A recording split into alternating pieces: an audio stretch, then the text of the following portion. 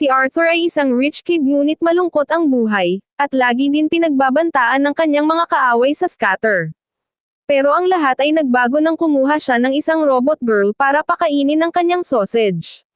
Ngunit hindi niya namamalayan na ito ay isa palang tunay na tao, at nagsimula siyang mahulog sa malaking melons nito.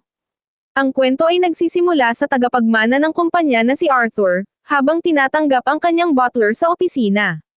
Dumating ang butler kasama ang isang babaeng may pink na buhok, na ayon sa kanya ay isang robot na nagngangalang Marie. Tila, matapos ang ilang mga pagsubok, sa wakas ay nakalikha na sila ng isang totoong robot na matagal nang pinagjajabolan ni Arthur. Sa kabila ng pag-aging makatotohanan nito, ninais muna ni Arthur na suriin ito ng malapitan bago siya magbigay ng feedback. Biglang sumabog ang orasan sa silid, na nag-iwan ng makapal na usok. Agad na sumugod ang assistant ni Arthur para tingnan siya, ngunit mabuti na lamang at hindi siya nagtamo ng anumang pinsala. Iniskan ni Arthur ang silid para malaman ang nangyari nang may isang bagay na nakakuha ng kanyang pansin. Napagtanto niya na si Marie ay hindi man lang kumurap o gumalaw. Pagkatapos ng pagsabog, si Arthur ay lubos na nabilib, ngunit bago pa man niya masabi ang kanyang nararamdaman, nakita niya ang cleaner na dumadaan. Pinatigil niya ito dahil ang cleaner ang nagpalit ng orasan. Hindi nag-aksaya ng panahon ang mga gwardya sa paghuli at pagkaladkad sa kanya, habang siya ay nagmamakaawa at nagsasabing inutusan lang siya na gawin iyon. Ginamit ni Arthur ang mga abilidad na tila kay Professor X para simulang ituro ang mga asasin na nakapwesto sa paligid para patayin siya. Mabilis na kumilos ang mga gwardya ni Arthur at pinatumba ang lahat ng mga asasin. Maya-maya, isang bulaklak ang ipinadala kay Arthur, ngunit kahit ito ay may nakatagong kutsilyo sa loob para masigurong mamamatay si Arthur. Ito ang dahilan kung bakit kinasusuklaman ni Arthur ang mga tao dahil naniniwala siya na sila ay sakam at mananakit ng iba para sa sariling kagustuhan. Eksakto namang humiling si Arthur na mapag-isa kasama ang maid, at kinabahan si Marie dahil natatakot siya na kahit gaano pa siya magmukhang robot, mabubuko siya ni Arthur. At tila nakita na niya ang katapusan ng kanyang buhay dahil siguradong patay siya kapag nalaman ni Arthur ang totoo. Gayunpaman, nanatili siyang matigas ang katawan para makumbinsi si Arthur na isa siyang tunay na robot maid. Biglang nagbago ang personalidad ni Arthur at nagsimulang sumayaw na parang bata dahil sa wakas ay nahanap na niya ang matagal na niyang hinahanap. Kinabukasan, ang butler, na siyang tanging nakakaalam sa tunay na pagkatao ni Marie, ay sinabihan si Marie na kailangan na niyang simulang ihatid ang iyong master sa akademya dahil nasa panganib ang buhay nito. Gutom na kinain ni Marie ang sandwich na inihanda ng butler, dahil hindi siya nakakakain hanggat hindi pumapasok sa banyo si Arthur. Inubos niya ang kanyang bahagi at tinakbo pa ang sandwich ng butler na parang isang gutom na raccoon. Inasahan ng butler na mananatiling ligtas si Marie dahil siguradong patay sila kapag nalaman ni Arthur na si Marie ay ang mismong uri ng nilalang na kinasusuklaman niya. Nang oras na para sa eskwela, nahuli ang driver ng wala pang isang segundo, ngunit nakatanggap pa rin siya ng matinding sermon mula sa iyong master. Habang papunta sa paaralan, sinabi ni Arthur kay Marie ang kanyang schedule. Nagmakaawa ang butler kay Marie na umasta na parang tao para maihatid siya sa eskwelahan. Sumang-ayon si Marie dito, at habang mag-isa siya, hindi sinasadyang nakabangga niya ang dalawang lalaki, at agad siyang humingi ng paumanhin.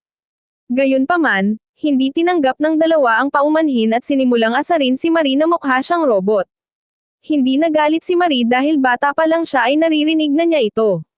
Palagi siyang pinapagalitan ng kanyang ina dahil sa pagiging batang walang emosyon, at si Marie ay nasa gitna ng komprontasyon habang hinihintay ang butler. Nang makita ng dalawang lalaki si Arthur, agad silang tumakas. Nagpasalamat si Marie kay Arthur sa tulong, at tinapik siya ni Arthur sa ulo, sinasabing napaka-cute ng kanyang walang emosyong mukha. Nagtagumpay si Marie na itago ang kanyang tuwa sa papuring iyon, dahil ito ang unang pagkakataon na nakatanggap siya ng ganoon. Kalaunan sa araw na iyon, nakipagpulong si Arthur sa kanyang kapatid na si Maynard.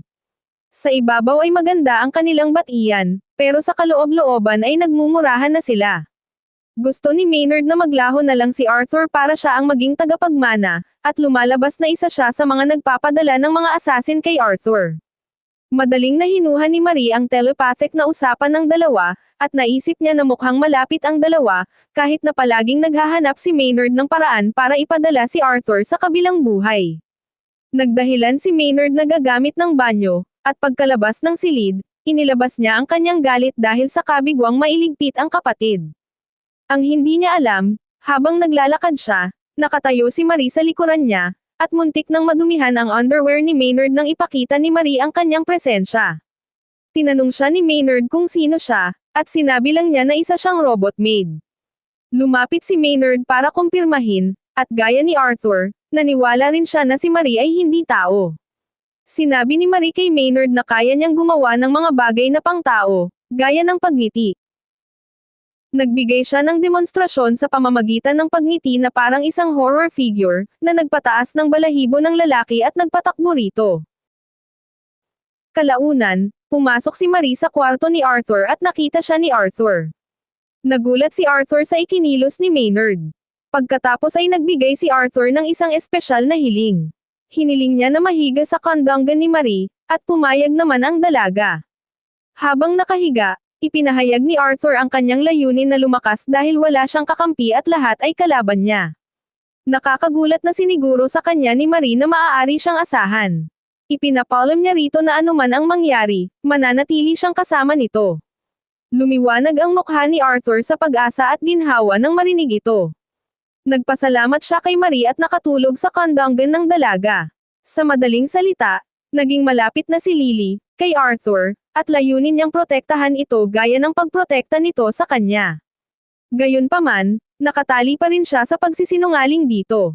Makalipas ang ilang araw, naghanda si Arthur para dumalo sa isang lecture na nakatakda sa loob ng 2 oras sa gabi. Nang walang pag-aalinlangan, sumakay si Arthur sa kotse at umalis ito, ngunit nanatili si Marie sa bahay. Ilang segundo lamang matapos umalis ang unang kotse, may isa pang kotseng dumating, at sinabi ng driver na naroon siya para sunduin si Arthur. Nagpanik ang butler nang makita ito, ngunit nang lumingon siya, naglaho na si Marie. Naramdaman ni Marie na may mali, at hinahabol niya ang kotse gaya ng gagawin ng isang regular na robot. Lumabas na si Maynard ang nasa likod ng pagkidnap kay Arthur at si Arthur ay iginapos sa loob ng kotse. Tumawa si Maynard, sinabing nawalan na siya ng pasensya dahil sa nakakainis na maid ni Arthur. Sinabihan ni Maynard si Arthur na dapat sana ay nag-ingat siya sa pagpili ng kanyang maid, at magkakaroon siya ng isa pang pagkakataon dahil papatayin na niya ito. Biglang lumitaw si Marie sa itaas ng kotse, at mahinahon niyang sinabi kay Arthur na naparito siya para bawiin ito. Nagpanik si Maynard, at sinabi niya sa driver na tapakan ang gas dahil si Marie ay isang robot. Inikat ng driver ang kotse pakanan at pakaliwa ng mabilis hanggat kaya niya para lang mahulog si Marie, at nagtagumpay siya rito. Tumalon si Marie mula sa kotse, ngunit hindi itinigil ang kanyang paghabol. Maya-maya, natagpuan ni Arthur ang sarili sa isang warehouse, kung saan pinaplano ni Maynard na tapusin siya. Kahit na malapit na siyang mamatay, nag-aalala pa rin si Arthur para kay Marie. Tumawa ng malakas si Maynard dahil sigurado siyang nadurog na si Marie nang mayanig ito mula sa kotse. Sinabi ni Arthur kay Maynard na hinding-hindi niya ito mapapatawad sa paghahangad ng masama kay Marie, ngunit kinutya siya ni Maynard sa pag-aastang, cool, kasama ang robot. Nag-e-enjoy si Maynard sa sandaling iyon hanggang sa bigla niyang narinig ang sarili niyang boses na tumutugtog sa background. Ito ay isang recording niya na nagbabantang papatayin si Arthur. Nakuha nito ang kanyang atensyon, at inutusan niya ang kanyang mga tauhan na kapkapan ang mga gamit ni Arthur. Nakakita sila ng telepono sa kanyang bulsa, na ikinagulat ni Maynard. Tinanong niya si Arthur kung kailan nito na i-record ang usapan, at ibinunyag ni Arthur ang surveillance device na nakakabit sa kanyang suit. Ipinaalam sa kanya ni Arthur na ang file ay na-upload na sa cloud, at ipinaalala niya rito kung ano ang mangyayari kung ilalabas ang video. Automatikong nagpasya si Maynard na umatras, at tumakbo siya palabas ng warehouse, idinadahilan na may titingnan lang siya, at iniwan ang kanyang mga tauhan kasama si Arthur. Paghahandaan na sana ng dalawa na patayin si Arthur nang lumitaw si Marie sa silid para mabilis na talunin ang mga asasin. Nagawang makatakas ng dalawa mula sa warehouse ng buhay, ngunit napilitang tumakbo dahil wala na ang kotse. Pinalaya ni Marie si Arthur mula sa pagkakatali, Ngunit bago pa sila makapagdiwang, ang gasolina na natapon sa sahig noong naglalaban ay nagliyab dahil sa natirang sigarilyo. Dahil dito, nakulong ang dalawa, ngunit nagsimulang maghanap si Marie ng madadaanan dahil kinakapos na ng hininga si Arthur. Nakakita siya ng labasan malapit sa bubong, at sinabi niya kay Arthur na tutulungan niya itong makaakyat, ngunit hindi siya makakatakas. Ayaw ni Arthur na isakripisyo ni Marie ang sarili para sa kanya, ngunit dahil sa posibilidad na mamatay, nagpa siya ang dalaga na sabihin kay Arthur ang tunay niyang nararamdaman. Ipinaalam ni Marie kay Arthur na masaya siya tuwing kasama siya, ngunit siniguro niya rito na makakaligtas siya sa apoy dahil siya ay isang robot. Sinabi niya kay Arthur na maaari siyang palaging mag-reboot. Matapos marinig ito, hinayaan ni Arthur na itulak siya ni Marie palabas ng gusali, habang nanatiling nakulong sa loob ang dalaga. Nawalan ng malay si Marie dahil sa usok, ngunit nang magising siya, natagpuan niya ang sarili sa mansyon kasama si Arthur sa kanyang tabi. Nalaman niya na tinawagan ni Arthur ang kanyang butler para tulungang iligtas si Marie, at dumating ito sa tamang oras para gawin iyon. Bigla, sinabi ni Arthur kay Marie na mayroon siyang itatanong. Halos mahimatay si Marie at ang butler nang marinig ito dahil alam nila ang halatang tanong na gusto niyang itanong. Nakakagulat, nagpa siya si Arthur na pigilin ang tanong at nagpatuloy na lang sa pagpapanggap kung si Marie ay tao o robot. Sumunod, gumawa ng pagsasaayos si Arthur para tumanggap ng ilang mayayamang dignitaryo sa kanyang mansyon dahil nagho-host siya ng isang garden party. Sinabi ni Arthur kay Marie na ang party ay napakahalaga dahil ipinaubaya ng kanyang ama ang pag-aasikaso rito sa kanya habang ito ay wala dahil sa negosyo. Napagtanto kung gaano kahalaga ang party, tiniyak ni Marie kay Arthur na gagawin niya ang lahat para alisin ang anumang kaina-hinalang elemento na maaaring sumire sa pagtitipon. Gayunpaman, ipinaalam sa kanya ni Arthur na mayroon siyang mas mahalagang gawain para sa kanya. Nagtanong si Marie tungkol sa nasabing gawain, at sa kanyang gulat, gusto ni Arthur na alisin niya ang lahat ng green peppers dahil hindi niya gusto ang mga ito. Ilang sandali pa, nakakita si Marie ng isang kakaibang lalaki na sinusubukang pasukin ang bahay, at pinatumba niya ito sa pamamagitan ng isang sipa sa ulo. Naisip niya na baka hindi lang ito ang nanghihimasok, kaya nagpa siyang i-scan ang mansyon para sa anumang nakatagong panganib. Habang naglalakad siya sa mga pasilyo ng mansyon, may biglang lumitaw sa likuran niya at tinangkang atakihin siya.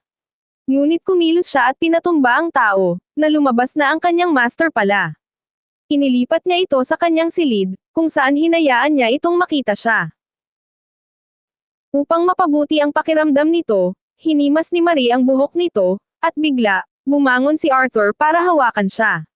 Lumapit siya ng mas malapit sa katawan ni Marie na tila ba gusto niyang maglapat ang kanilang mga labi, at pagkatapos ay nagpasalamat siya rito. Namulan ng husto si Marie, at upang pigilan ang sarili na madaig ng emosyon, tumayo siya para umalis at sinabihan si Arthur na malaya na itong bumalik sa party dahil mukhang magaling na ito. Sinubukan ni Arthur na manatili pa ang dalaga ng mas matagal, ngunit ipinaalam ni Marie kay Arthur na nakaprogram siya para asikasuhin ang iba pang mga gawaing may kaugnayan sa party. Lumabas siya ng silid, at nang hindi niya nalalaman, nasa ilalim na siya ng hinala ni Charlotte at ng nakakainis nitong pusa. Bumalik si Marie sa party, ngunit hindi na siya kumikilos ng normal dahil sa maikling sandaling pinagsamahan nila ni Arthur. Nakabasag siya ng isang basong kristal habang sinusubukang hawakan ito, at natapunan pa niya ng tubig si Roy. Malungkot na umalis si Marie sa eksena at pinagalitan ang sarili sa kanyang kawalang kakayahan, naniniwalang magdudulot lamang siya ng problema kay Arthur kung magpapatuloy siya sa ganoong gawi. Habang naglalakad sa garden maze, nakakita siya ng isang intruder. Matapos magtanim ng bomba ang intruder na layong pasabugan si Arthur, agad na hinabol ni Marie ang lalaki at binigyan ito ng matinding bugbog bago kinuha ang detonator mula rito at dinurog ito. Hindi tumigil doon si Marie. Galit na galit niyang sinipa ang lalaki sa garden maze, na naging sanhi ng pagkakahulog nito sa gitna ng party area. Nagpanik ang mga bisita sa nakitang ito, at bago pa man mamalayan ni Marie, nakatitig na ang lahat sa kanya. Sinigawan siya ng mga bisita, sinasabing nagwala na siya at tinawag siyang banta sa paligid. Napaupo si Marie sa lupa sa tindi ng pagkadismaya, naniniwalang sinira niya ang party. Eksakto namang lumitaw si Arthur sa likuran niya at hinawakan siya, Habang sinasabihan ang mga bisita na huwag magpanik dahil inasikaso lang ni Marie ang isang intruder na nagtatangkang pasabugan silang lahat. Agad na nagbago ang pananaw ng mga bisita at nagsimula silang magpalakpakan para sa kanya. Sina Charlotte at Carl ang pinakahumanga sa tindi ng tiwala ni Arthur sa kanyang maid. Matapos ang party ng gabing iyon, nagpalit si Marie mula sa kanyang maid outfit at nagsuot ng isang magandang damit para makipagkita kay Arthur sa balkonahe. Humingi ng paumanhin si Marie sa pagkasira ng party, ngunit tiniyak ni Arthur sa kanya na gumawa siya ng kahangahangang trabaho dahil naalis pa niya pati ang mga green pepper. Habang nagpapatuloy ang kanilang usapan, biglang tinanong ni Arthur kung ano ang source ng kanyang enerhiya, running on, at upang hindi mabulol, sumagot si Marie na gumagamit siya ng mga AA na baterya. Si Arthur, na tila nakikipagkumpetensya para maging pinakautuutong lalaki sa mundo, ay naniwala sa kanyang kasinungalingan. Bigla siyang hinayla ni Arthur palapit at hinalikan siya sa noo. Nabigla rito si Marie kaya naitulak niya si Arthur bago tumakbo patungo sa greenhouse para isipin ang katatapos lang mangyari. Naniniwala siya na nalaman na ni Arthur na siya ay tao, at habang nagpapanik siya, nanunood naman si Roy mula sa ligtas na distansya. Kinabukasan, sinubukan ni Marie na umasta ng Cole habang bumabalik sa kanyang mga tungkulin, ngunit nang silbihan niya si Arthur ng pagkain at binati siya nito, nahirapan siyang sumagot. Napansin ito ni Arthur at nakaramdam ng udyok na tanungin siya kung siya ay tao, ngunit pinigil niya ito upang makumpirma muna sa pamamagitan ng pagpapawala kay Marie sa kanyang call. Sinubukan siyang hawakan muli ni Arthur, ngunit tumalon palayo si Marie para maglagay ng distansya sa pagitan nila. Hindi handang sumuko si Arthur habang patuloy na sinusundan si Marie kahit saan at hinahawakan ito para lang makita ang kanyang reaksyon. Napagtanto na rin ito ni Marie at sinimulang iwasan si Arthur, ngunit hindi siya binibigyan nito ng puwang para makahinga. Maya-maya, ipinatawag ni Roy si Marie sa kanyang opisina at sinisante siya. Nagtanong si Marie kung bakit siya sinisante, at ibinunyag ni Roy na nahahalata na siya ni Arthur, at kung hindi sila mag-iingat, malalaman nito ang totoo. Gayunpaman, tiniyak ni Roy na aasikasuhin niya ang lahat ng kailangan ni Marie, ngunit kailangan na niyang umalis. Sinubukan siyang kumpansihin ni Marie, ngunit ipinaalam ni Roy na napamahal na si Arthur sa kanya at mahihirapan na siyang panindigan ang kasinungalingan. Upang tuluyang maalis si Marie, nakahanap na si Arthur ng kapalit para sa kanya. Ipinakilala ni Roy ang isang inaakalang mas pinahusay na robot, na pinangalanan nilang Marie II. Pagkaraan, nakilala ni Arthur si Marie II, at kahit na mayroon itong mga nakamamatay na kagamitan, hindi siya lubos na nabilib. Si Marie naman ay malungkot sa pag-alis, ngunit wala siyang pagpipilian. Inilagay ni Marie II si Arthur sa kanyang kondongan at sinubukang umasta gaya ng orihinal na Marie, ngunit muntik na niyang mabingi si Arthur sa pagpapatugtog ng napakalakas na musika sa kanyang mga tainga. Lalo lamang nawalan ng interes si Arthur. Nang paalis na si Marie, sinabi niya kay Roy na ibabalik na niya ang maid outfit dahil hindi niya kayang hawakan ang mga bagay na magpapaalala sa kanya ng masasakit na alaala. Eksakto namang lumabas si Arthur ng bahay at ipinakayag ang kanyang pagkagulat na i-discard na pala si Marie. Ipinaalam ni Arthur kay Marie na hindi siya masisiyahan sa kahit sinong ibang maid. Biglang lumabas ng bahay si Marie II at itinuring na banta si Marie. Sumiklab ang isang labanan sa pagitan nila, at sa gitna ng laban, nakuha ni Marie II ang bentahe. Noong tatapusin na sana ni Marie II si Marie, hamarang si Arthur at siya ang tinamaan.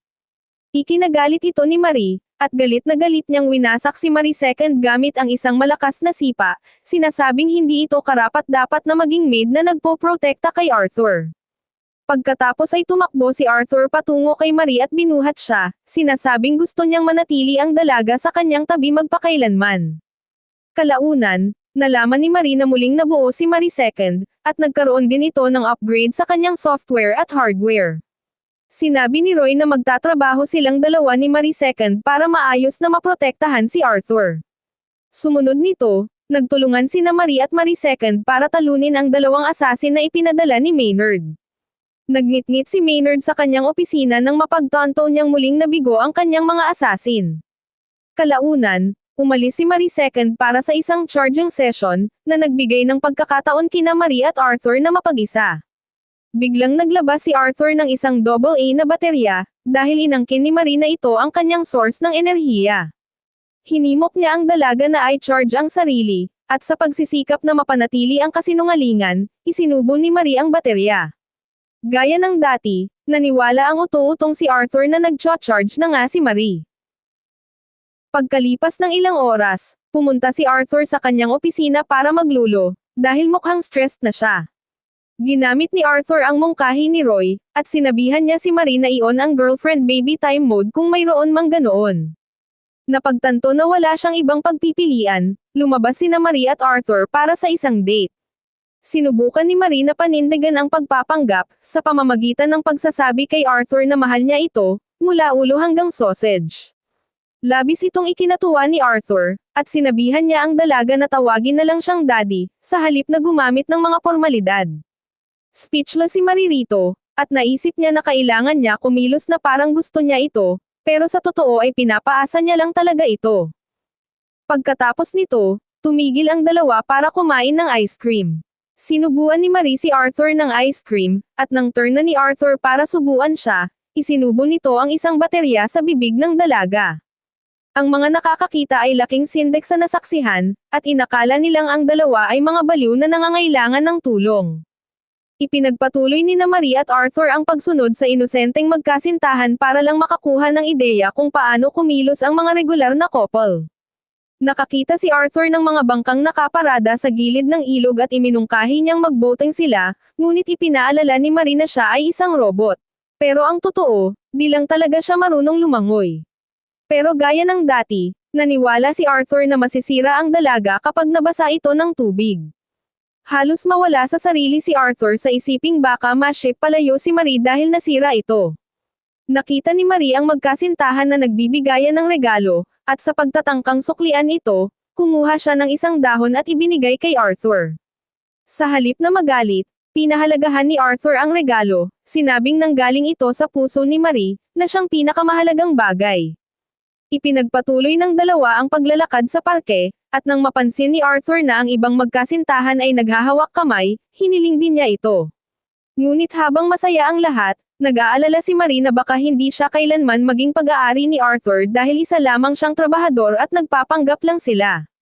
Nang gabing iyon, nagtungo ang dalawa sa simbahan, at sinabi ni Arthur na ang kanyang mga magulang ay madalas pumunta doon. Nabanggit ni Arthur na ang kanyang mga magulang ay maraming alaala sa simbahang iyon. Bigla ay tinanong ni Arthur si Marie kung maaari ba silang maghalikan, lock lips, at muntik na itong ikahimatay ng dalaga dahil nabigla siya. Gayunpaman, alam niyang hindi niya matatanggihan ang hiling dahil kasalukuyang niyang ginagampanan ang papel na girlfriend ni Arthur. Eksakto ng akmang hahalikan na siya ni Arthur sa mga labi, may napansing kumikinang si Marie sa itaas ng simbahan. Dahil dito ay mabilis siyang nakapag-react sa paparating na pag-atake ng kutsilyo, at naitulak niya si Arthur palayo sa panganib. Agad na itinoon ni Marie ang kanyang atensyon kung nasaan ang umaatake, at sinabihan niya si Arthur na manatili lang sa pwesto habang kinakaharap niya ang kalaban.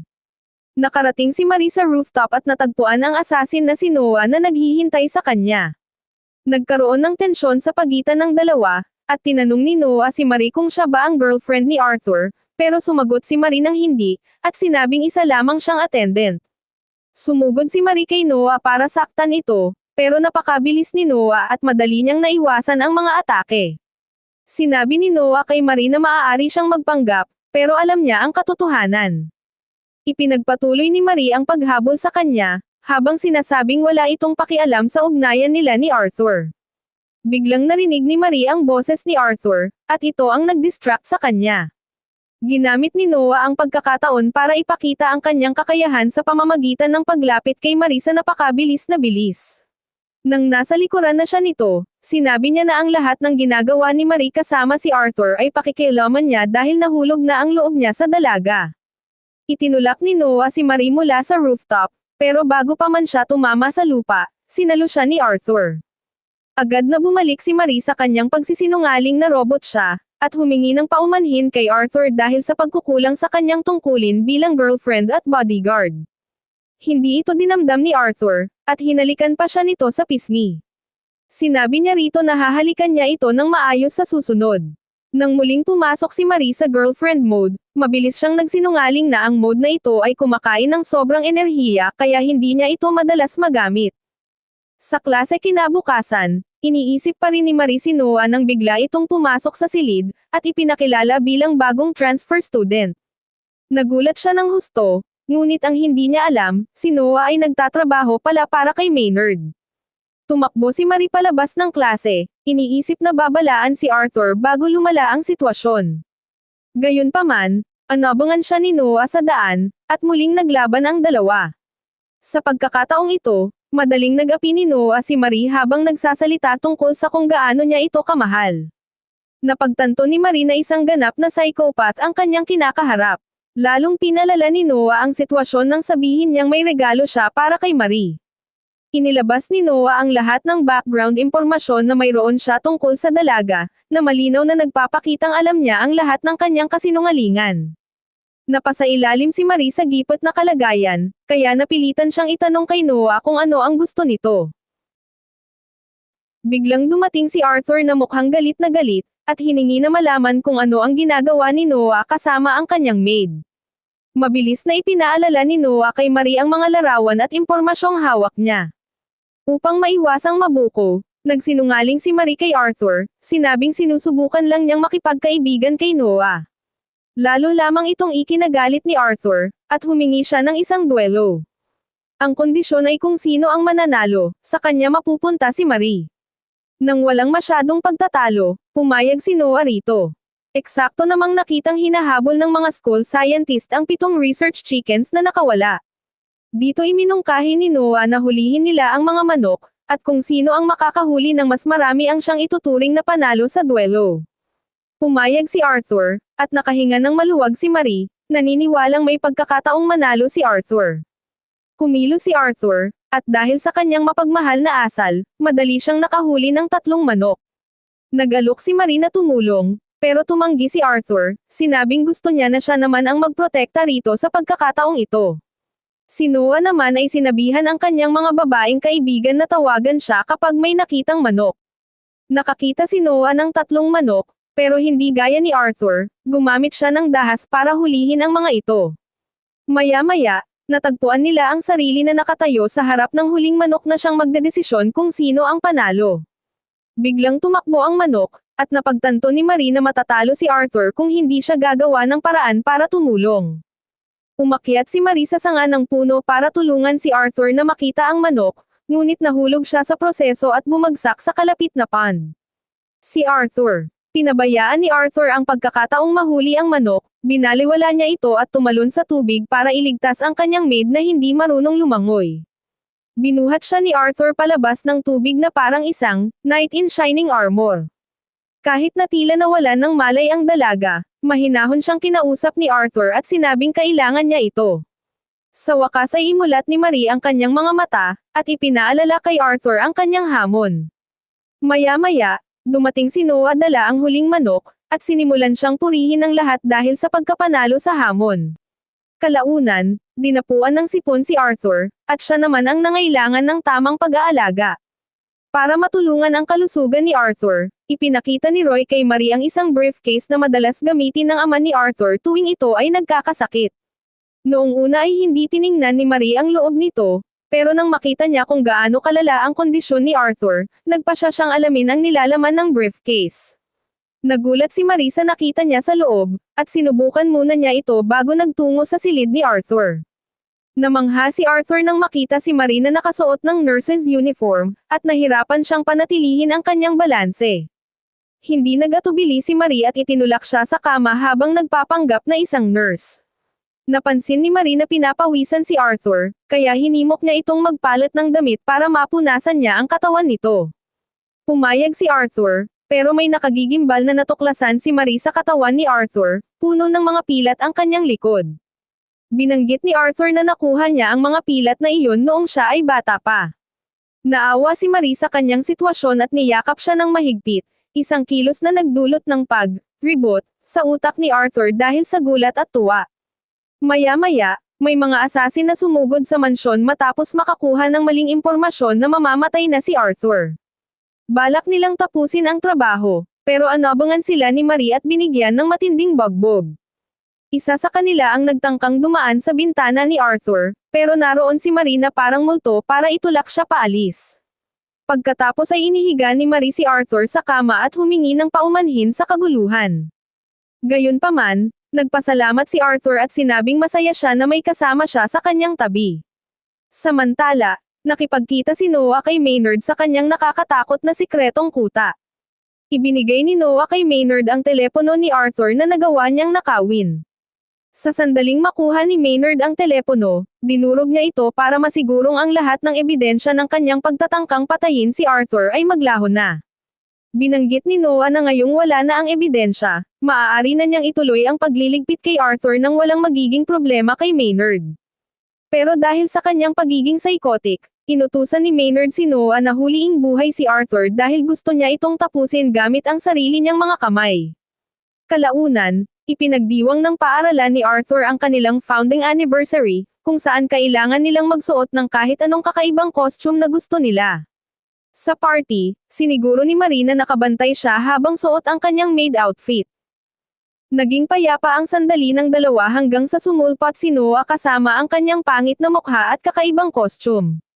Naging masyadong touchy si Noah kay Marie, pero bago pa man magalit si Arthur para bugbugin siya, isang opisyal ng paaralan ang lumapit kay Arthur at sinabing kailangan siyang makausap. Kasabay nito, nagpaalam din si Noah para kumuha ng pagkain. Sinubukan ni Marie na bantayan si Noah hanggang sa mapagtanto niya na marami pang ibang estudyante ang nakasuot ng parehong pangit na Dracula outfit gaya ni Noah. Dito na naisip ni Marie na may pinaplano si Noah, kaya agad niyang kinontak si Roy para hanapin si Arthur gamit ang tracker sa suot nitong damit. Samantala, ang opisyal na kasama ni Arthur ay dinala pala siya kay Noah dahil binyantaan ni Noah na sasaktan ang pamilya nito kung hindi susunod. Biglang lumitaw si Noah sa likuran at tinurukan si Arthur ng isang paralytic substance sa leeg. Tumakas ang opisyal, at bago pa man mawalan ng kontrol si Arthur, ginamit niya ang lahat ng kanyang lakas para lumaban gamit ang isang taser, pero madali siyang napatumba ni Noah. Humanga si Noah na nakakagalaw pa si Arthur sa kabila ng kemikal sa kanyang katawan, kaya upang masiguro, muli niya itong tinurukan ng isa pang 12. Sinundan ni Marie ang tracker hanggang sa lugar kung saan ito huminto, at muntik na siyang masaksak ni Noah na nag-aabang pala sa kanya. Nagawa niyang iwasan ang saksak bago sinipa ang kutsilyo mula sa kamay ni Noah. Inamin niya na matapos matalo kay Noah sa huli nilang laban, nagsanay siyang muli ng husto. Humanga si Noah at siniguro kay Marie na hindi niya ito mamaliitin. Sumiklab ang isang matinding labanan sa pagitan ng dalawa, habang sinasabi ni Noah kung gaano siya mag-e-enjoy na makasama si Marie because pareho silang magagaling na fighter. Matapos ang ilang minutong pagpapalitan ng mga suntok, napatumba rin ni Noah si Marie at nagawa itong igapos. Nagsimulang magsalita si Noah tungkol sa kung gaano niya kailangang makasama si Marie habang sinasakal ito. Sinabi niya na siguradong magiging masaya si Marie sa kanya, pero sa mga sandaling iyon ay halos mamatay na si Marie sa ilalim niya. Kahit na sinasakal, nanatiling matigas ang paninindigan ng dalaga na hindi siya sasama sa isang taong gaya ni Noah. Napansin ni Marie na tila mahina ang kanang kamay ni Noah, at ginamit niya ito para makawala. Hinampis niya ang kanang kamay nito, kaya napilitan si Noah na bitawan ang kanyang leeg bago siya tuluyang kumilos. Tumakbo siya sa malayo at binasag ang bumbilya gamit ang isa sa mga bateryang ibinigay sa kanya ni Arthur. Tumawa si Noah, sinabing mas pabor sa kanya ang dilim. Inihagis niya ang kanyang rope dart para hulihin si Marie at hinayla ito palapit. Pero nang maabot na ni Marie ang kanyang pwesto, napagtanto niya na hindi pala iyon ang totoong Marie. Iyon pala ay si Marie II, at bago pa man makakilos si Noah, binigyan siya ni Marie II ng isang napakalakas na suntok na nagpatumble sa kanya sa pader at nagpawala ng kanyang malay. Lumabas ang totoong Marie at pinuri si Marie II sa magandang trabaho bago inutusang bantayan si Noah. Pumasok si Marie sa loob ng silid kung saan itinago ni Noah si Arthur para iligtas ito. Sinuri niya ang katawan nito para masigurong walang sugat. Muling sumulpat si Noah na mukhang zombie matapos niyang matalo si Marie II. Gayunpaman, masyadong mahina na si Noah para lumaban ng maayos. Ginamit na lang niya ang kanyang mga salita, sinasabihan si Marie na niloloko lang niya ang sarili dahil imposibleng mahalin niya si Arthur. Iginiit niya na si Marie ay hindi kailanman marunong magpakita ng pagmamahal dahil palagi siyang tinatalikuran ng mga tao. Biglang nagkamalay si Arthur at tinakpan ang mga tainga ni Marie, sinasabihan itong huwag makinig sa anumang sinasabi ng lalaking iyon. Nagulat si Noah na nakabalik sa wisyo si Arthur matapos maturukan ng 2 beses ng paralytic injection. Bahagyang mabulag ang paningin ni Arthur dahil sa epekto ng kemikal, pero handa pa rin niyang ipagtanggol si Marie. Dahil dito, nagliwanag ang puso ni Marie, at tumalon siya patungo kay Noah para tuluyan na itong mapatamba. Tuluyan ding nawalan ng malay si Arthur at tinabihan siya ni Marie, habang ipinagtatapat ang kanyang pinakamalalim at tapat na nararamdaman dito. Pagkalipas ng ilang araw, isa pang asasin ang nakapasok sa bahay, ngunit naroon si Marie para sipin ito palabas ng gusali, na ikinatuwa at ikinapuri niya kay Arthur. Dahil sa katalinuhan ni Arthur, natuklasan niya na may nagbebenta ng impormasyon sa mga taong nagtatrabaho para sa kanya. Ang kanyang seryosong ekspresyon pa lang ay sapat na para umamin ang may sala, at kinaladkad ito palayo ng mga gwardya. Sa kabilang banda, nahihirapan naman si Marie na itago ang katotohanang mahal niya si Arthur. Para hindi nito makita ang kanyang namumulang mukha, nagmamadali siyang naglakad palayo at nauwi ito sa pagkakabasag ng isang mahalagang florera, pero sa halip na magalit, tahasang sinabi ni Arthur kay Roy na mas mahalaga sa kanya si Marie kaysa sa florera. Naiinis si Roy dahil sunod-sunod ang pagkakamali ni Marie kamakailan, at sinabi niya kay Arthur na tatanggalin si Marie kung magpapatuloy ito. Natakot si Marie nang marinig ito, dahil automatikong mawawala ang ugnayan nila ni Arthur kung magkakamali pa siya. Nagmumakmak si Marie tungkol dito nang sumulpat si Marie II na mukhang bago ang lahat. Nabanggit ni Marie II na sumailalim siya sa serye ng mga update, at ang isa sa mga ito ay nagsasabi sa kanya na kailangan ni Marie ng tulong. Tiniyak niya kay Marie na handa siyang tumulong, at agad na ibinuhos ni Marie ang kanyang saloobin sa robot. Kumonekta si Marie II sa internet para maghanap ng solusyon sa problema ni Marie. Hindi nagtagal pagkatapos nito, pumunta si Marie sa kwarto ni Arthur na may suot na sunglasses para masigurong hindi siya direktang titingin sa mukha ni Arthur. Gayunpaman, sinira ni Arthur ang kanyang plano nang tanggalin nito ang kanyang salamin at tumingin ng diretso sa kanyang mga mata. Dahil dito, tila sumabog ang lahat ng kanyang love signals. Nakita ito ni Marie II at nakialam sa pamamagitan ng pagtulak kay Marie kay Arthur bago sinabi rito na ang pagtanggal sa sunglasses ni Marie ay maaaring magdulot ng error. Ngunit, nang magtanong si Arthur kung maaari ba siyang mamahinga sa buko pie nito, tumalon si Marie mula sa sofa, at sinabihan ni Marie II si Arthur na iwasan ang paghiling ng mga kadugyutan kay Marie. Sinabihan niya itong magpatuloy sa isang mas simpleng gawain, at sinabi ni Arthur kay Marie na gusto niyang sabihin nito na, I love you my baby boy. Madali lang ito para kay Marie noon, pero ngayon ay nahihirapan na siya, at nang mapagtanto ni Marie II na hindi nito kaya, itinulak niya na lang ito palabas ng silid. Ikinwento ni Marie kay Marie II, at inamin na tuluyan na siyang nahulog kay Arthur. Pinagtibay ito ni Marie II, sinasabing nag-search siya sa internet at sinasabing ang pag-ibig ay talagang nagpapahina sa mga tao. Gayunpaman, ang pagyakap sa pag-ibig ay nakakatulong din para sa extra motivation. Napaluha si Marie sa mga payong ito ni Marie II at nagpasalamat sa tulong. Napagtanto ni Marie na magkaibigan na sila ng kanyang counterpart, at umalis siya para humingi ng paumanhin kay Arthur. Nagmamadaling pumasok si Marie sa kwarto ni Arthur, pero bago pa man siya makapagsalita, humingi na rin ng paumanhin si Arthur.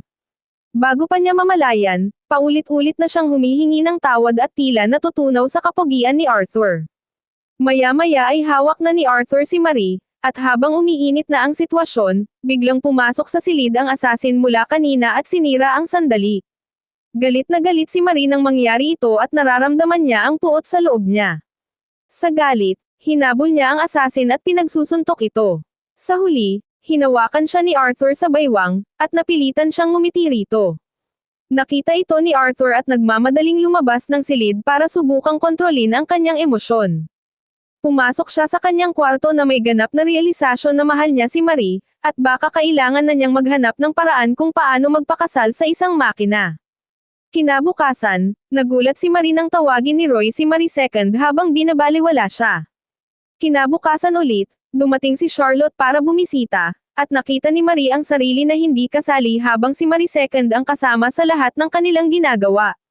Napagtanto ni Marie na lalong napapalapit si Marie Second kay Arthur habang siya ay naisasantabi.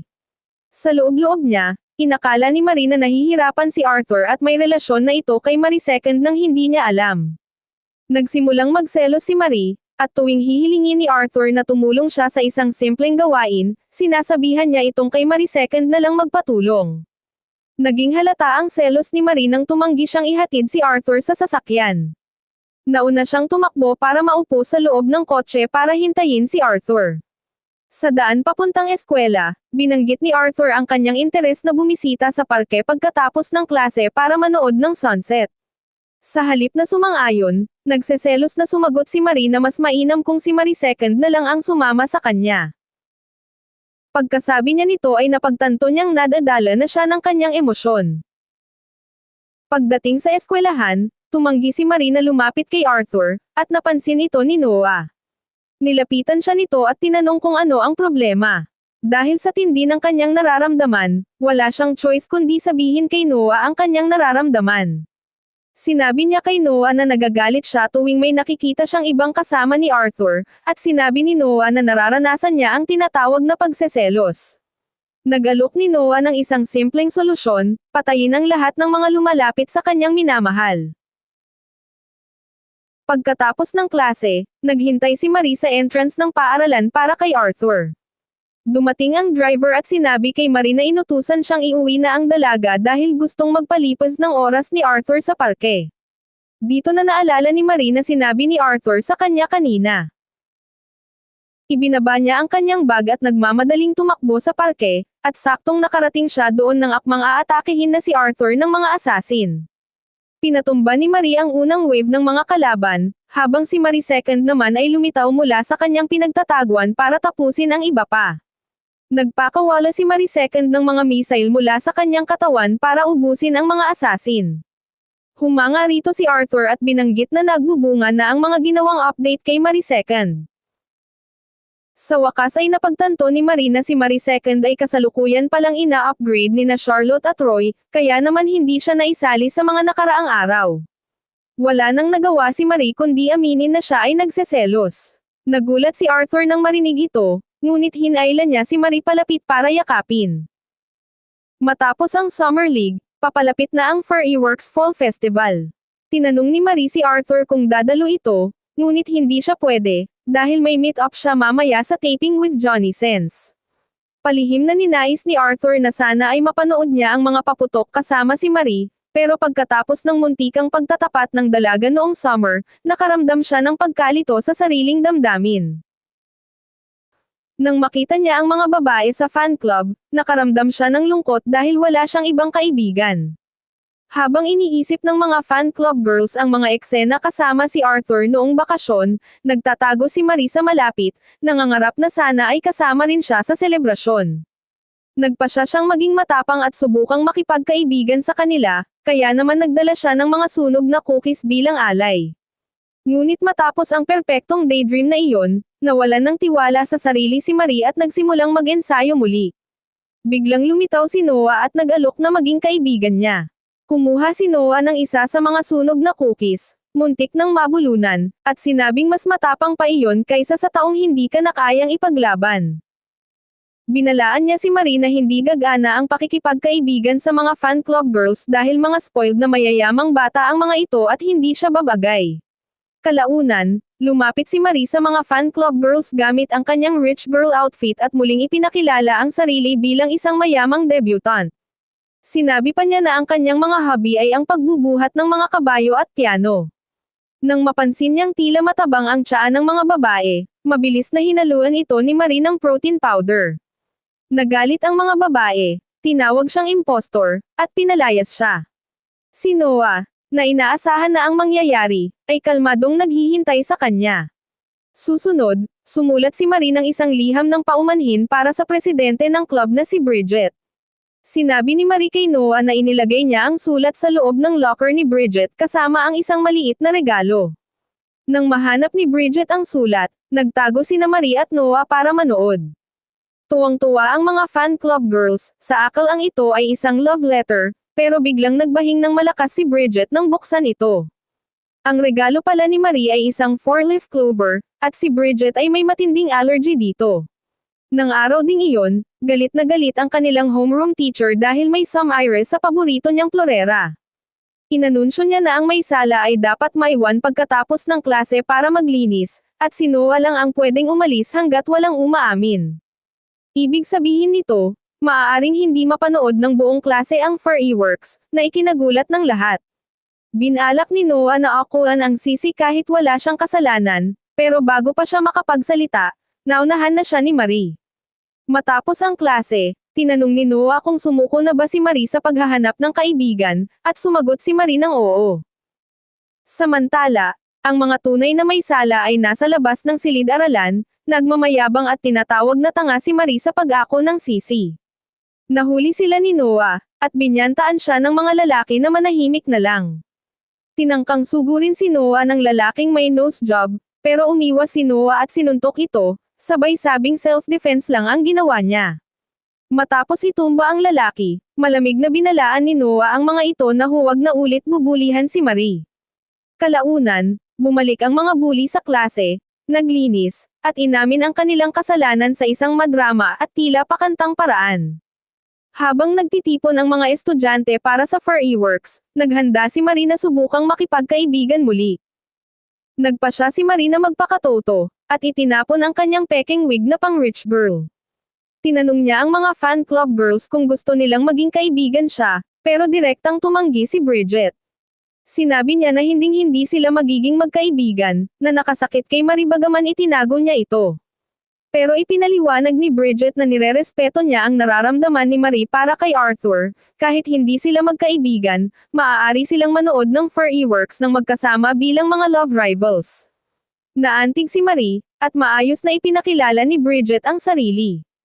Sinabi naman ng ibang mga babae kay Marie na alam nilang nagsinungaling lang siya tungkol sa florera at naipaliwanag na nila ito sa guro.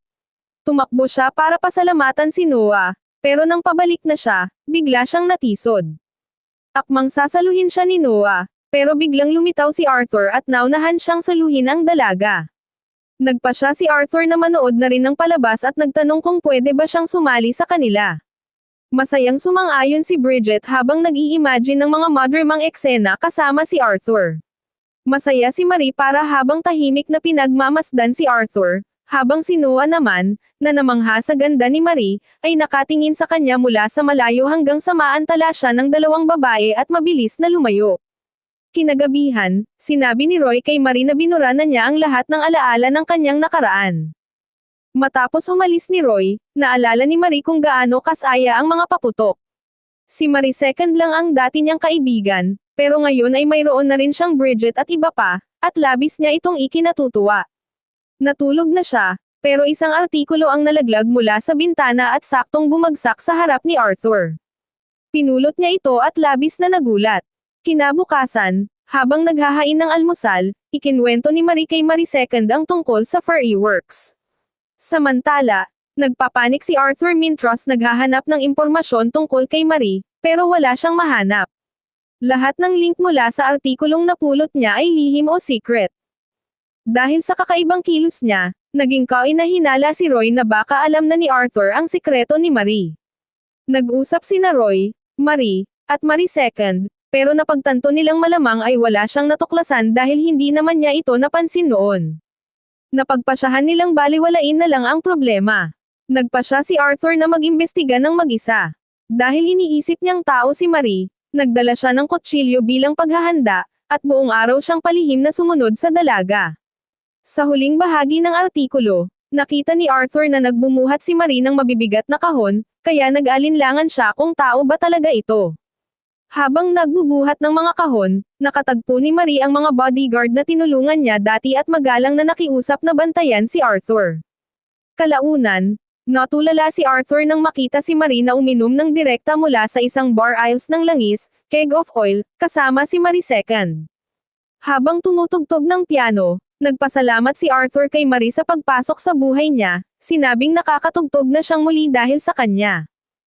Masaya si Arthur, bagaman hindi niya alam kung paano ito sasabihin sa dalaga. Nagliwanag ang mukha ni Marie sa wagas na kaligayahan, at nang lumingon si Arthur, napatigil siya dahil ang ngiti ni Marie ay sobrang tao. Hinawakan niya ang braso ni Marie at nakaramdam ng mahinang tibok, pulse, na sapat na upang kumpirmahin ang lahat, si Marie ay tao. Sa isang sandali, tila sasaktan ni Arthur si Marie, ngunit sa halip ay ibinato niya ang kutsilyo lampas sa dalaga at tinamaan ang isang asasin na nasa likuran nito. Matapos bumagsak ng asasin, napaupo si Arthur sa sahig, pagod at puno ng emosyon. Alam niyang tao si Marie, ngunit naisip niya na hindi mabilang na beses siyang tinulungan nito at palagi itong nananatili sa kanyang tabi. Tinanggap niya ito ng buong buo at nakiusap na yakapin siya nito. Dahil wala pa ring kinalaman si Marie sa natuklasan ni Arthur, niyakap niya ito sa pag-aakalang masama lang ang pakiramdam ng kanyang amo. Kalaunan, patuloy na pinagmamasdan ni Arthur si Marie mula sa malayo, pero ngayon ay sigurado na siyang wala itong masamang balak. Hindi nagtagal, narinig niya sina Marie at Roy na nagpapanik tungkol sa nawawalang artikulo. Nalungkot siya nang malaman na balak ni Roy na ipadala si Marie sa malayo kapag nabunyag ang tunay niyang pagkatao. Sinabi ni Marie na ayaw niyang saktan si Arthur gamit ang mga kasinungalingan gaya ng ginawa ni Daryl, kaya aalis siya kapag nalaman ni Arthur ang katotohanan. Mabilis na umalis si Arthur nang marinig niyang papalapit na si Marie II. Inabot ni Marie II ang nawawalang artikulo sa kanila at sinabing nahanap niya ito sa hardin. Nakahinga ng maluwag sina Marie at Roy. Ang totoo, sadyang iniwan doon ni Arthur ang artikulo dahil ayaw niyang mawala si Marie.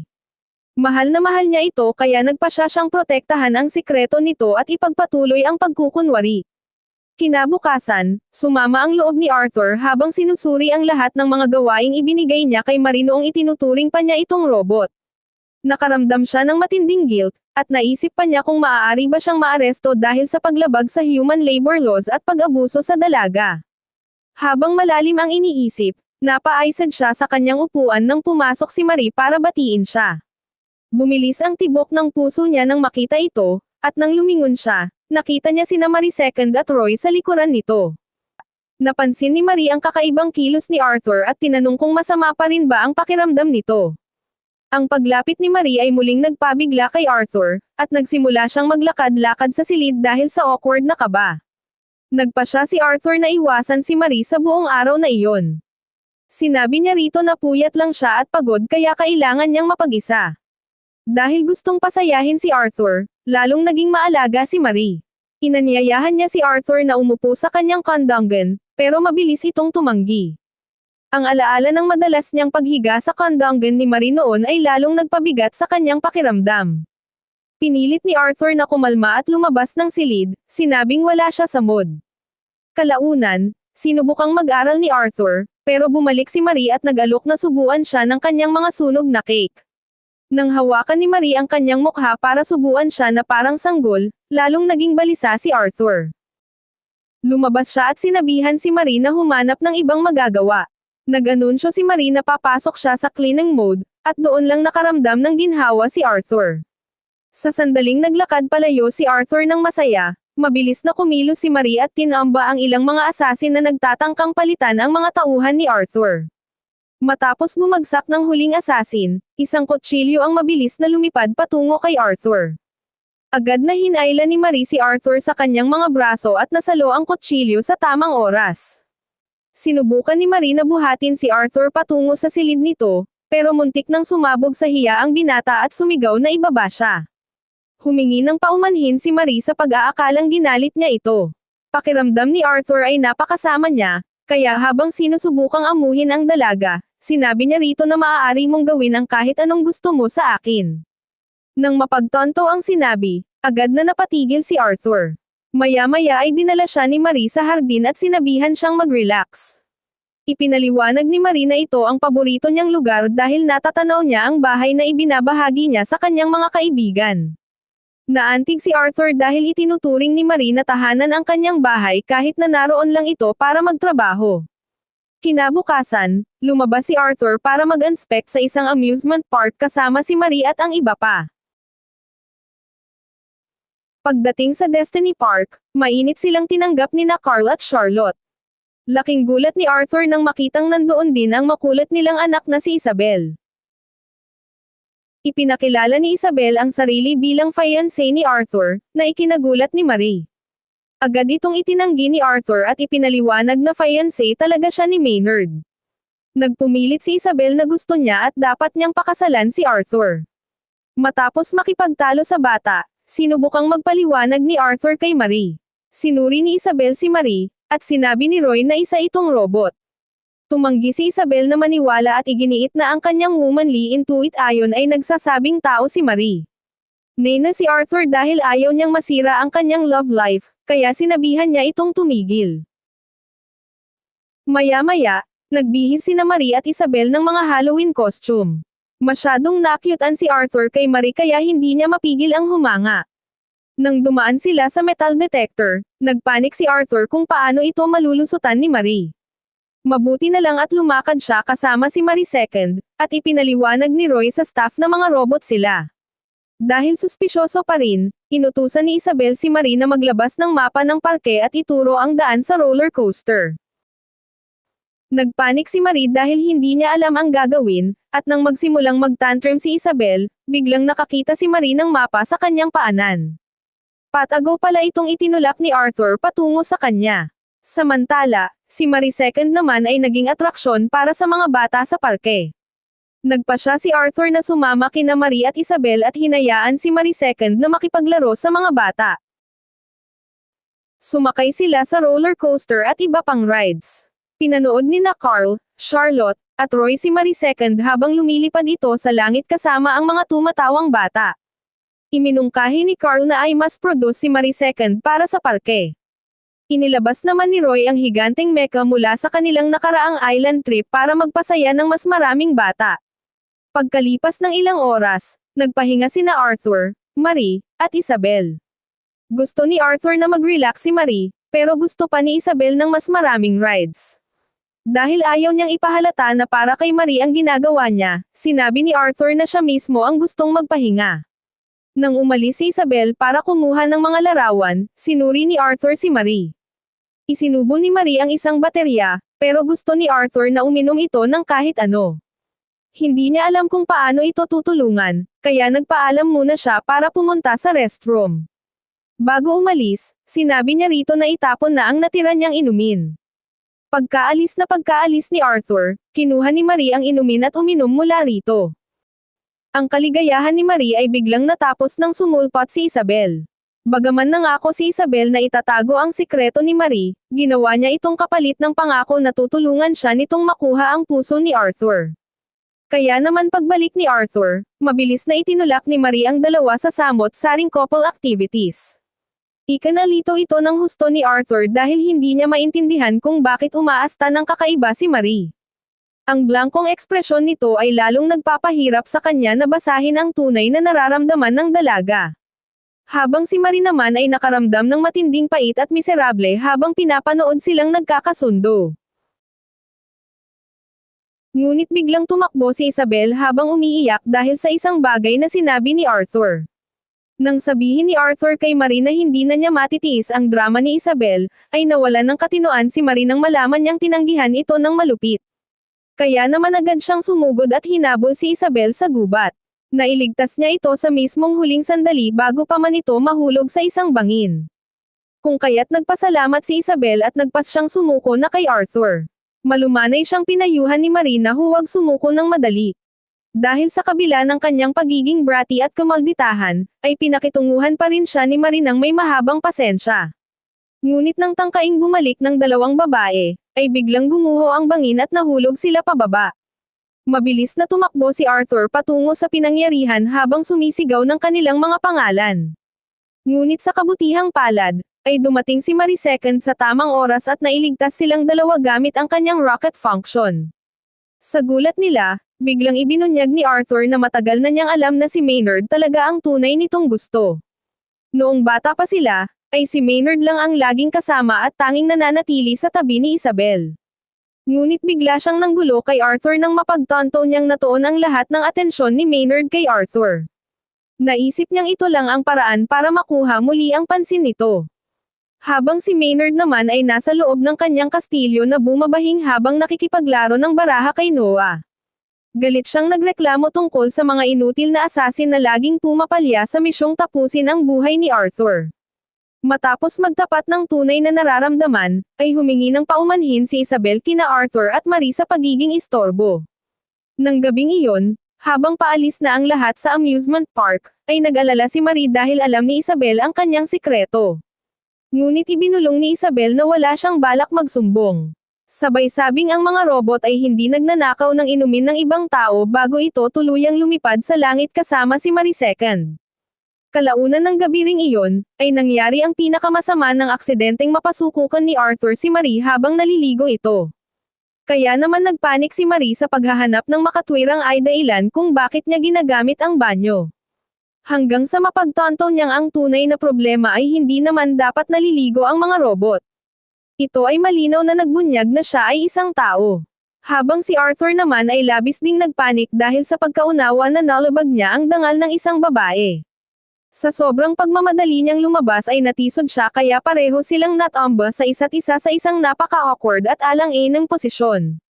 Bago pa man sila makakilos, ay dumating ang isang maingay na janitor na hindi sila napansin. Nagpatuloy lang ito sa kanyang paglilinis hanggang sa patayin nito ang ilaw at i-lock ang pinto bago umalis. Nanatili silang nakakulong sa loob dahil ang janitor ay may suot na headset at sobrang lakas ng musika na tumatabon sa kanilang mga tinig. Sa gitna ng matinding panik, ay binalak ni Marie na wasakin ang pinto pero pinigilan ang sarili dahil sa takot na mapag-alitan ni Roy.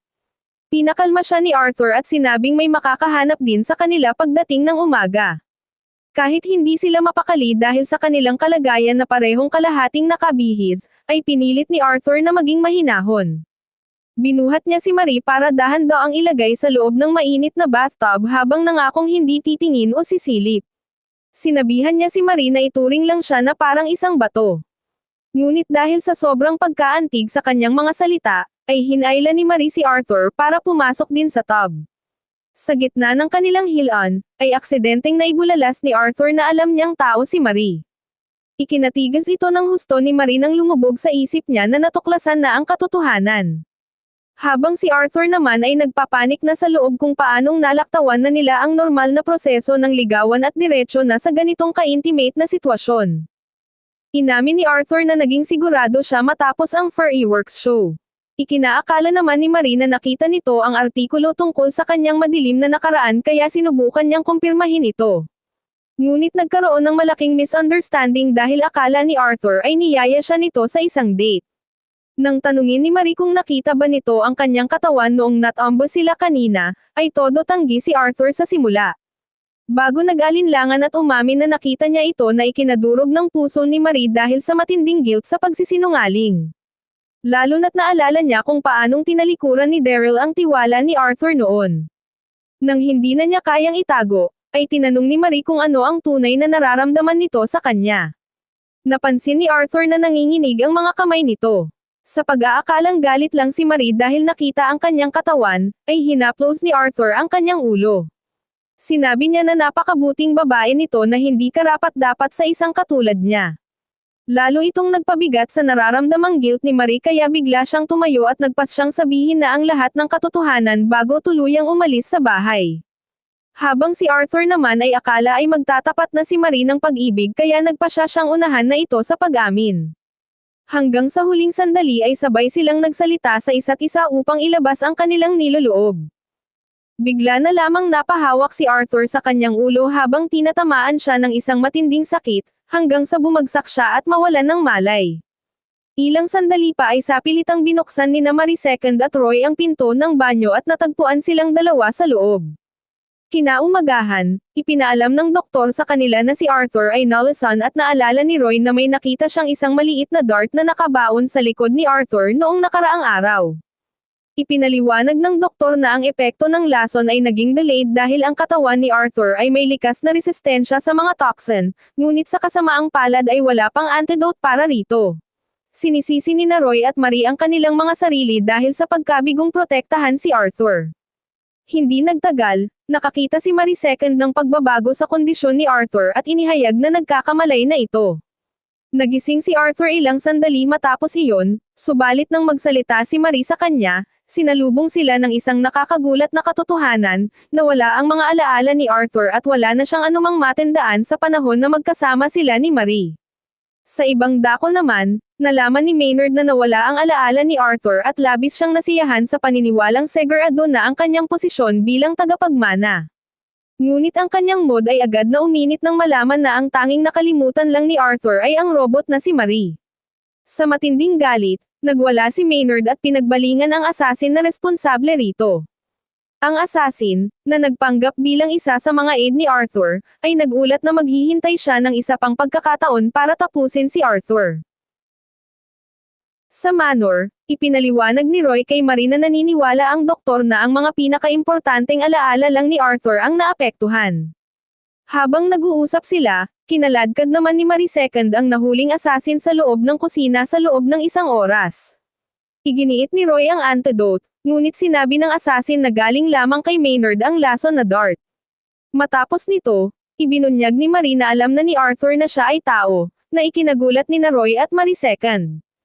Pansamantalang nagpanik si Roy bago kinalma ang sarili at sinabing ang pagkawala ng alaala ay maaaring maging mabuting bagay. Mahigpit niyang binalaan si Marie na huwag gagawa ng anuman na maaaring maging trigger sa alaala ni Arthur. Nagprotesta si Marie, ngunit ipinaalala ni Roy ang kanilang kasunduan, kung matuklasan man ni Arthur ang sikreto, kailangang maglaho ni Marie. Idinagdag pa niya na pareho silang mawawalan ng trabaho kung maibabalik ni Arthur ang kanyang mga alaala. Malumanay na sinabi ni Roy sa kanya na ang tanging paraan para makasama niya si Arthur habang buhay ay kung hindi na siya maaalala nito kailanman. Sa mga sumunod na araw, bumalik si Arthur sa dati niyang walang malay na sarili at ginugugol ang oras kasama ang robot na si Marie gaya ng dati. Sa isa sa kanilang mga session kung saan nakahilig si Arthur sa kondongan ni Marie, nakatanggap si Arthur ng tawag mula sa kanyang mga kaibigan sa eskwelahan na nagtatanong tungkol sa kanyang kalusugan. Sinabi nila na ang kaina hinalang matanda ay buhay pa, at sinabi ng doktor na ang kanyang alaala ay nawala na. Binabaan sila ni Arthur ng telepono, hindi niya matandaan ang nakalipas na 6 na buwan o kung paano siya naging kaibigan ng mga ito. Nakaramdam ng lungkot si Marie habang nakikita ang pagbabalik ng mapag-isa at maingat na si Arthur. Biglang naalala ni Arthur na ang isa sa mga tumawag na si Toby ay nagpapasabi ng hello kay Marie. Naglabas si Arthur ng isang clover mula sa kanyang bulsa, at kahit hindi niya matandaan kung sino ang nagbigay, naniniwala siyang mahalaga ito. Nagulat si Marie dahil ang clover ay galing sa kanya at hindi niya alam na itinago pala ito ni Arthur. Kahit walang mga alaala, sinabi ni Arthur na nararamdamang may nakalimutan siyang napakahalagang bagay. Sa pakikinig sa kanya, na-realize ni Marie na nawala kay Arthur ang mga sandaling nagpasaya rito. Ang dating Arthur ay malungkot at mapag-isa, ngunit naging masaya matapos siyang makilala. Ayaw ni Marie na mawala ang mga mahahalagang alaala ni Arthur at pinagalitan ang kanyang sarili sa loob-loob niya. Habang pinag-iisipan ito, nagsimulang maiyak si Marie at nagpas siyang tulungan si Arthur na maibalik ang kanyang alaala. Nagulat si Arthur na makakita ng robot na umiiyak, ngunit bago pa siya makapagsalita, hinayla siya ni Marie at mabilis na lumabas ng bahay. Sa labas, ipinagtapat ni Marie na 6 na buwan na silang magkakilala at nag-aaral sa parehong eskwelahan. Sa buong araw, dinala siya ni Marie sa mga lugar na pinuntahan nila noon at ipinaalala ang mga shared memories gaya ng sports events at fireworks show. Sa kabila nito, walang naalala si Arthur. Dinala niya si Arthur sa lugar kung saan niya unang ibinigay ang clover, ngunit hindi pa rin bumalik ang mga alaala nito. Sa pagkakita sa kalungkutan ni Marie, sinabi ni Arthur na hindi niya bale ang mawala ang alaala basta't mananatili si Marie sa tabi niya. Hindi ito tinanggap ni Marie at nangakong ibabalik ang lahat ng nawala kay Arthur. Nang gabing iyon, matapos matulog ang lahat, palihim na umalis si Marie sa manor para sa isang huling misyon. Pinapanood siya ni Roy mula sa bintana, umaasang hindi siya gagawa ng anumang padalos-dalos. Kinabukasan, habang nagtitipon si Maynard ng mga bagong assassin para iligpit si Arthur, nabunyag na nakapasok si Marie sa manor ni Maynard. Habang nakatayo sa gitna ng mga recruit, tahimik na nanumpa si Marie na hahanapin ang antidote at ibabalik ang mga alaala ni Arthur. Matapos ang baliw na talumpati ni Maynard, inutusan niya ang nagbabalat kayong si Marie na magdala ng package sa kanyang study. Kahit maayos ang disguise ni Marie, Nakaramdam si Maynard ng pamilyar na pakiramdam sa kanya, ngunit sumingit si Noah bago pa siya makapagtanong ng higit pa. Habang naghahanap si Marie ng antidote, mabilis siya sa loob ng manor. Natagpuan siya ni Noah sa isang pasilyo at kinonfronte siya. Bukod sa pagiging assassin, trabaho rin ni Noah ang protektahan si Maynard. Nang tanungin siya, ibinunyag ni Marie ang kanyang plano na nakawin ang antidote at agad na inatake si Noah. Madaling iniwasan ni Noah ang mga tira ni Marie, at nang tangkaing tumakas ng dalaga, pinigilan siya nito sa pagsasabing ang antidote ay nasa basement. Nagmadali si Marie sa basement, ngunit ang nakaharap niya ay ang mga alagang buwaya ni Maynard. Sa katuwaan, pinapunta siya ni Noah sa library, matapos ang ilang maling direksyon, na-realize ni Marie na pinaglalaroan lang siya nito. Hinarap niya si Noah sa galit, ngunit madali siyang sinupil nito. Ipinahayag ni Noah ang kanyang katuwaan sa amnesia ni Arthur at nagbigay ng isang madamdaming talumpati na nagpaiyak kay Marie. Sa pakikinig sa mga kalokohan ni Noah, ibinuhos ni Marie ang lahat ng nasa isip niya at kung ano ang nararamdaman niya para kay Arthur bago kumawala sa hawak ni Noah. Habang pinapanood siyang umalis ng may determinasyon, na-realize ni Noah ang nararamdaman niya para kay Marie at ninais na sana ay hindi na ito bumalik pa kay Arthur. Matapos magpaikot-ikot, na-realize ni Marie na ang manor ay parang isang maze. Bago siya pumasok sa isa pang silid, pinigilan siya ni Noah at sinabing huwag pumunta roon. Gayunpaman, binaliwala ni Marie ang babala ni Noah at bigla siyang pumasok sa loob sa kabila ng mga babala nito. Naiwan sa matinding gulat si Marie nang makita ang isang silid na nakalaan lamang sa pagpaplano ng asasinasyon ni Arthur. Napaisip siya kung may lihim na pagtingin ba talaga si Maynard kay Arthur. Sa kasamaang palad, ang pagpasok sa silid ay nag-trigger ng isang alarm, at hindi nagtagal ay nahuli sila ni Maynard sa loob. Sa kabila nito, hindi natinag si Marie at hiningi ang antidote mula kay Maynard. Mayabang na ipinaalam ni Maynard sa kanya na binili lamang niya ang lason, na nag-iwan kay Marie na umiiyak. Dahil sa lungkot na makitang umiiyak si Marie, iniabot ni Noah sa kanya ang isang antidote na inihanda niya ng mas maaga. Masaya si Marie, at habang nagpapasalamat siya, masaya rin si Noah, tila gusto niya ang masayahing si Marie na baliw kay Arthur. Matapos umalis ni Marie, sumabak sa aksyon si Noah, nakikipaglaban sa mga tauhan ni Maynard para bigyan siya ng oras na makatakas, ngunit kahit papaano ay hinaranggan ng isang higanteng robot ang kanyang daan palabas. Sa kabutihang palad, sumulpat si Marie second sa tamang sandali, sinunggaban ang robot habang masayang nakatakas si Marie sa manor. Pagdating niya sa manor ni Arthur, ipinaalam ni Marie kay Roy ang kanyang tagumpay. Bagaman ayaw niyang maibalik ang mga alaala ni Arthur, hindi pinigilan ni Roy ang dalaga sa pagbibigay ng antidote. Alam niya na ang pagtulong kay Arthur na maibalik ang kanyang mga alaala ay maaaring mga hulugan na kailangang maglaho ni Marie, ngunit naniniwala siyang gagawin ni Marie ang tamang desisyon upang mapasaya si Arthur. Hindi nagtagal ay bumalik si Marie second mula sa kanyang pakikipaglaban na may dalang souvenir, at nagmamadaling pumunta si Marie sa hardin para makita si Arthur. Nararamdaman din ni Roy na baka mauwi sila sa pagiging malungkot dahil nasanay na siya sa bagong relasyon ni Marie at Arthur. Ilang sandali pa ay dumating si Marie sa hardin at sinabihan si Arthur na mabilis na inumin ang antidote, ngunit tumanggi itong tanggapin. Natatakot siya na baka maglaho si Marie kung maibalik ang kanyang mga alaala, kaya ipinaalam ni Arthur sa kanya na gusto niya ang mga bagay kung ano sila ngayon.